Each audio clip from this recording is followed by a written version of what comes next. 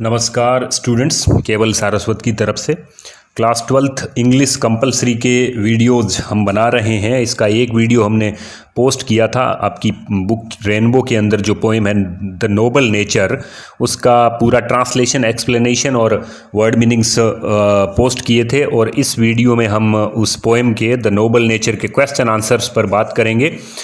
और अगर आपने वो वीडियो नहीं देखा है तो पहले उस वीडियो को देखिए, वीडियो नंबर 1 को। ये वीडियो नंबर 2 है जिसमें हम आपकी इस पोएम द नोबल नेचर, जो कि पहली पोएम है, उसके क्वेश्चन आंसर्स, जो बुक में दिए हुए क्वेश्चन आंसर्स हैं, उनको एक एक करके हल करेंगे। और ये जो क्वेश्चन आंसर्स हैं वो पूछे जाते हैं कॉम्प्रीहेंशन के तहत। कॉम्प्रीहेंशन का मतलब होता है समझ। ये क्वेश्चन आंसर पूछने का पर्पज़ यानी उद्देश्य जो होता है वो ये होता है कि आपने उस पोएम को कितना समझा है और आप अपनी जो लैंग्वेज है, अपनी जो भाषा है, उसमें आप कितना उसको एक्सप्रेस कर पाते हैं। तो कॉम्प्रीहेंशन के अंतर्गत, कॉम्प्रीहेंशन का मतलब होता है समझ। और ये रहा आपका पहला क्वेश्चन है, what symbols does Ben Jonson draw from nature? What symbols does Ben Jonson draw from nature? मैं यहाँ पर एक बात जोर दे के कहना चाहूँगा कि क्वेश्चन आंसर्स करने से पहले, क्वेश्चन के जो आंसर है उसको समझने से पहले क्वेश्चन को समझना बड़ा ज़रूरी है। तो जब भी आप क्वेश्चंस को विशेषकर इंग्लिश के अंदर तैयार करें, स्टूडेंट्स गलती करते हैं, वो इंग्लिश के क्वेश्चंस को सीधा ही रटने बैठ जाते हैं बिना क्वेश्चन को समझे। तो पहले क्वेश्चन को समझिए, क्या पूछा गया है। What symbols does Ben Jonson draw from nature? What symbols यानी क्या प्रतीक। सिंबल का मतलब होता है प्रतीक, जो हम इस पोएम के भावार्थ में जान चुके हैं सिंबल का मतलब। व्हाट सिंबल्स, क्या प्रतीक या कौन से प्रतीक जो है, does Ben Jonson draw from nature, nature से यानी प्रकृति से कौन से 2 प्रतीक ड्रॉ करता है बेन जॉनसन, जो पोइट इसके हैं, वो कौन से 2 सिंबल जो है वो ड्रॉ करते हैं, अर्थात खींचते हैं, अर्थात उठाते हैं, अर्थात लेते हैं। यानी प्रकृति में से कौन से 2 सिंबल ड्रॉ करते हैं, यानी 2 प्रतीक लेते हैं। तो ये स्पष्ट बात है, इसका सीधा सरल आंसर आपको पता ही है कि 2 सिंबल जो है इस पोएम के अंदर, एक तो एक ओक का वृक्ष है, OA के ओक का ट्री है, और दूसरा लिली का फ्लावर है। लेकिन इसको विधिवत रूप से हम इसका आंसर बनाएंगे तो आंसर बनेगा कि Ben Jonson draws 2 symbols from nature in this poem.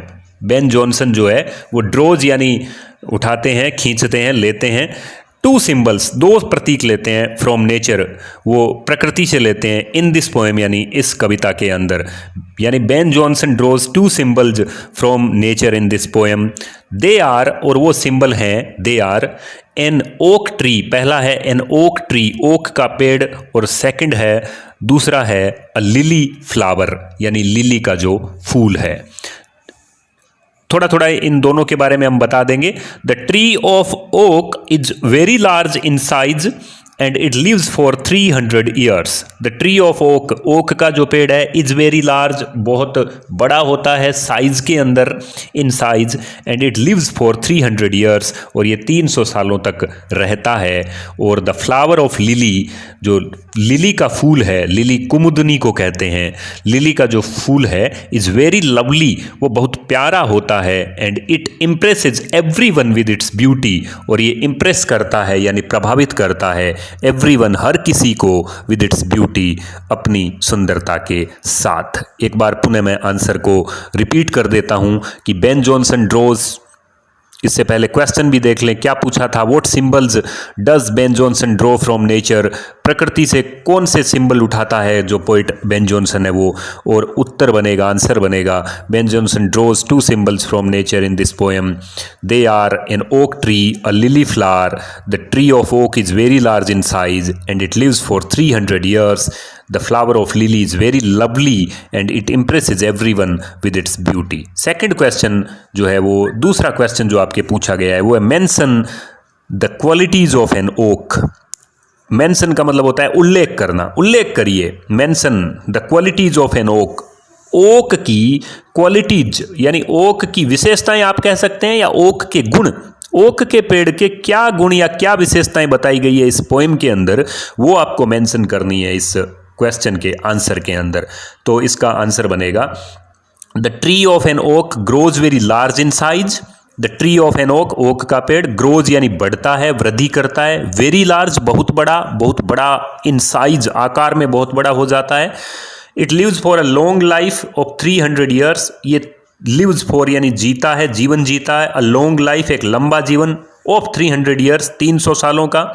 In the and अंत में, आखिरकार, इट फॉल्स लाइक अ लोग, इट फॉल्स यानी यह गिरता है, लाइक अ लोग एक लठ की भांति, सूखे लठ की भांति, जिस प्रकार एक पेड़ जो है जमीन पर भरभरा कर गिरता है अंत में, तो in the end it falls like a लोग, ये अंत में गिरता है एक लठ की भांति, ड्राई सूखा, विदाउट लीव्स बिना पत्तियों के, एंड विदर्ड, और विदर्ड का मतलब होता है मुरझाया हुआ। It lives a meaningless life, ये लिव्स यानी जीता है, it lives a meaningless life यानी अर्थहीन जीवन जीता है। As it gives no fruit और फ्लावर, क्योंकि ये कोई फ्रूट या कोई फ्लावर जो है वो नहीं देता। It does not impress anyone, it does not impress anyone, ये किसी को भी प्रभावित नहीं करता। ये ओक की क्वालिटीज़ है। एक बार ऑल टुगेदर में एक बार पुनः पढ़ लेते हैं कि the tree of an oak grows very large in size, ये साइज में बहुत बड़ा हो जाता है ओक का पेड़। It lives for a long life of 300 years, ये 300 सालों का जीवन जीता है। In the end it falls like a log, अंत में ये किसी लठ की भांति गिरता है। ड्राई सूखा, विदाउट लीव्स बिना पत्तियों के, एंड विदर्ड और मुरझाया हुआ। It lives a meaningless life as it gives no fruit और फ्लावर, ये एक अर्थहीन मीनिंगलेस जीवन जीता है क्योंकि ये कोई फ्रूट और फ्लावर नहीं देता। It does not impress anyone, ये किसी को भी प्रभावित नहीं करता। थर्ड क्वेश्चन है, how does a lily of a day impress us. Lily जो एक दिन के लिए जीवन अपना जीती है, लिली ऑफ अ डे, ये किस प्रकार से, हाउ डज यानी कैसे, किस प्रकार ये हमें इम्प्रेस करती है, प्रभावित करती है। और lily of a day answer बनेगा, a lily of a day impresses us with its beauty. ये लिली जो होती है, कुमुदनी जो होती है, वो इम्प्रेसेस अस यानी हमें प्रभावित करती है विद इट्स ब्यूटी, अपनी सुंदरता से, एंड ब्राइटनेस और जो इसकी चमक है, इससे ये प्रभावित करती है। It gives us pleasure and joy, it gives us pleasure and joy which when we see it, it gives us pleasure, ये हमें प्लेजर यानी आनंद देती है, खुशी देती है, जॉय आनंद देती है। और जब व्हेन वी सी इट, जब हम इसे देखते हैं, तो इस प्रकार से जो है वो ये लिली हमें इम्प्रेस करती है। और फोर्थ क्वेश्चन है, how can human life be perfect according to the poet. How can किस प्रकार से हो सकती है, कैन जब लग जाता है तो सकना हो जाता है अर्थ। हाउ कैन किस प्रकार से हो सकता है, ह्यूमन लाइफ मानव का जो जीवन है वो परफेक्ट कैसे हो सकता है। परफेक्ट का मतलब होता है संपूर्ण या पूर्ण, जिसको कहें अपने आप में पूर्ण जीवन किस प्रकार हो सकता है। According to the poet, according to का मतलब होता है के अनुसार, according to the poet, poet के अनुसार यानी कवि के अनुसार मानव जीवन संपूर्ण या परिपूर्ण अपने आप में कैसे हो सकता है। तो आंसर बनेगा, according to the poet human life can be perfect by doing good and noble deeds. According to the poet, कवि के अनुसार ह्यूमन लाइफ मानव जीवन कैन बी परफेक्ट परिपूर्ण हो सकती है, संपूर्ण हम कह सकते हैं, by doing good and noble deeds. By doing यानी करने से, क्या करने से, good and noble deeds, good यानी अच्छे और नोबल यानी जो उदार, जिसको अपन कहें जो शानदार डीड्स, कार्य करने से। जिंदगी में अगर अच्छे काम करेंगे तो लाइफ जो है वो परफेक्ट होगी, गुड वर्क अपन करेंगे तो लाइफ परफेक्ट होगी।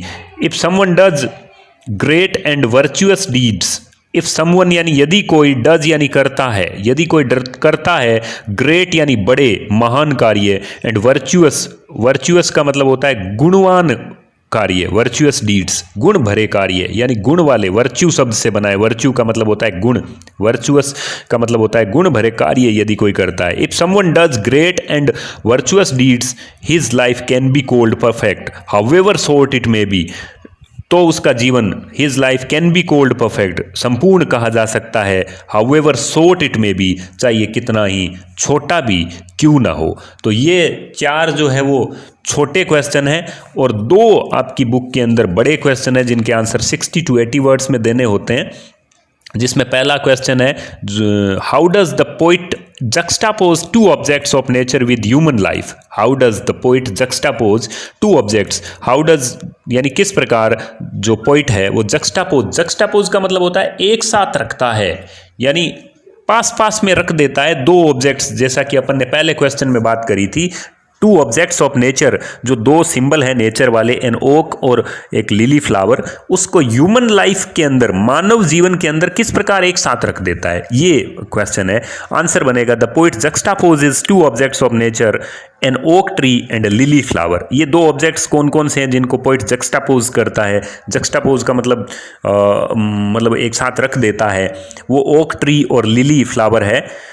तो the poet juxtaposes two objects of nature, an oak tree and a lily flower. He compares human life with these two objects. He compares का मतलब वो तुलना करता है human life की, मानव जीवन की, with these two objects, इन दोनों वस्तुओं से। ऑब्जेक्ट का मतलब वस्तु है यहाँ पर, यानी इन दोनों वस्तुओं से, दोनों चीज़ों से हम कह सकते हैं, दोनों चीज़ों से मानव जीवन को वो कंपेयर करता है। कंपेयर का मतलब तुलना करना होता है कि living a long life like an oak tree, living a long life, एक लंबा जीवन जीना जिस प्रकार एक ओक ट्री जीता है, इज मीनिंगलेस, वो बेकार है। Short life with great and noble deeds is perfect. Short life चाहे भले ही हो, छोटा जीवन भले ही हो, लेकिन ग्रेट एंड नोबल डीड्स है उसके अंदर, महान और बड़े कार्य हैं उसके अंदर, तो वो लाइफ परफेक्ट है। Like a lily of a day, जिस प्रकार लिली का जीवन एक दिन का होते हुए भी परफेक्ट होता है। तो ये इसका आंसर बनेगा। और नेक्स्ट जो इसके अंदर सेकंड क्वेश्चन है बड़े वाला 60 to 80 वर्ड का, वो है डिस्कस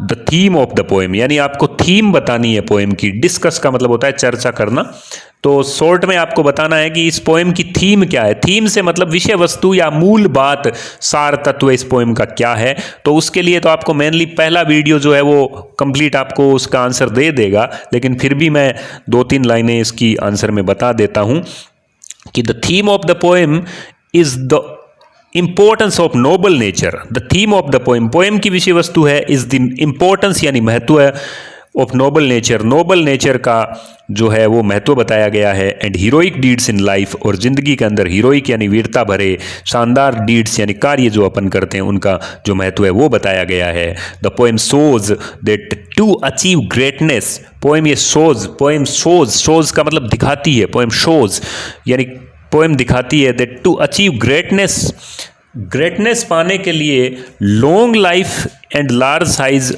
आर नॉट नेसेसरी, कि जीवन के अंदर लंबा जीवन और लार्ज साइज यानी बड़ा जो आकार है वो आवश्यक नहीं है। ये आपके 6 क्वेश्चन हैं इस पोएम के। इनको आप अच्छे से इस वीडियो को 2-3 बार देख लें और इन प्रश्न के आंसर्स को लिख लें और अपने नोटबुक में लिखकर इनको तैयार कर लें। Thank you.